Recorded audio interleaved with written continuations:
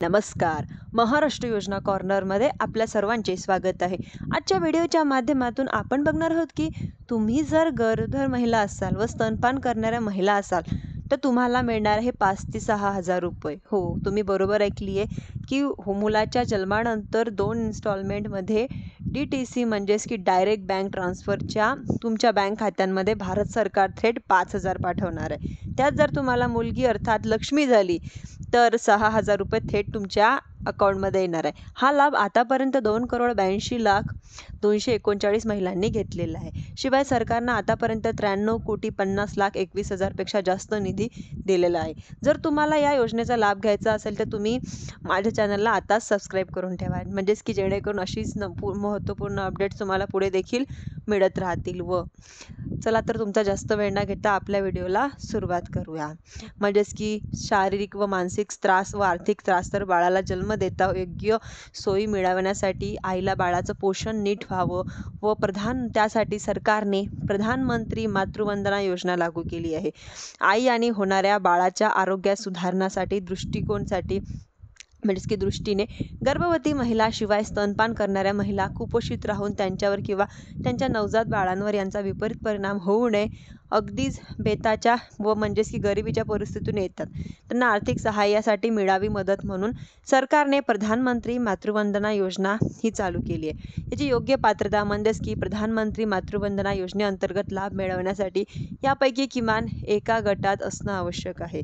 तुम्ही जर पात्र समजले जात तर म्हणजेच की कागदपत्र जोडणे अनिवार्य आहे. म्हणजेच की कुटुंब वार्षिक उत्पन्न हे 8 लाखापेक्षा कमी असावं. लाभार्थी महिला अनुसूचित जातीतील असावी. ज्या महिला 40% पेक्षा पूर्ण दिव्यांग आहेत त्यांच्यासाठी योजना उपयुक्त आहे.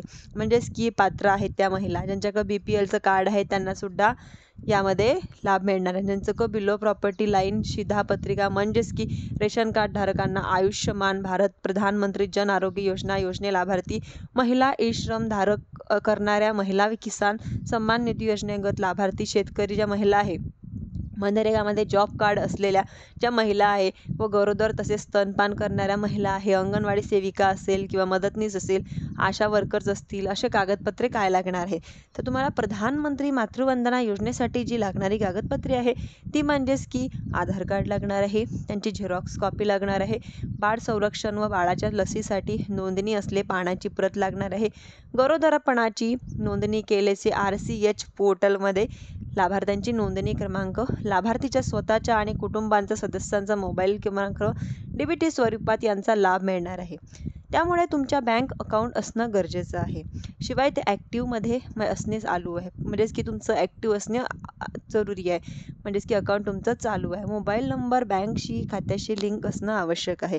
प्रधानमंत्री मातृवंदना योजनेचे पैसे कसे व कुठे मिळतात, फॉर्म कुठे भरायचा संपूर्ण माहितीसाठी ऑनलाईन स्वरूपात भरली जात होती.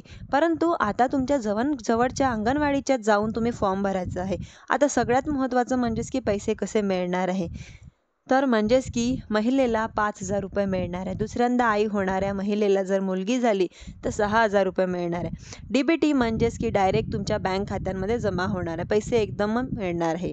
म्हणजेच की पैसे तुम्हाला 2 इन्स्टॉलमध्ये मिळणार आहेत, एकदम नाही मिळणार आहे. त्यावर सरकारने काही नियमही लावलेले आहे. म्हणजेच की रुग्णालयात रजिस्टर गर्भवती महिलांच्या पहिल्या मुलाच्या जन्मानंतर फक्त एकदाच लाभ मिळण्याची परवानगी आहे. लाभार्थी रक्कम 5,000 रुपये आहे.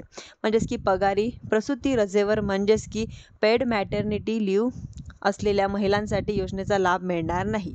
पात्र गर्भवती महिला थेट संबंधित गर्भवती लाभार्थी महिलांच्या बँक खात्यांमध्ये ही पोस्ट ऑफिस खात्यात DBT म्हणजेच की डायरेक्ट बेनिफिट ट्रान्सफर म्हणजेच की 3 हप्त्यांमध्ये रक्कम जमा केली जाते. ऑफिशियल लिंकवर पहा. म्हणजेच की आता यामध्ये ज्या महिला आहेत त्यांना हा लाभ या ठिकाणी मिळत असतो. गरोदर महिलांना.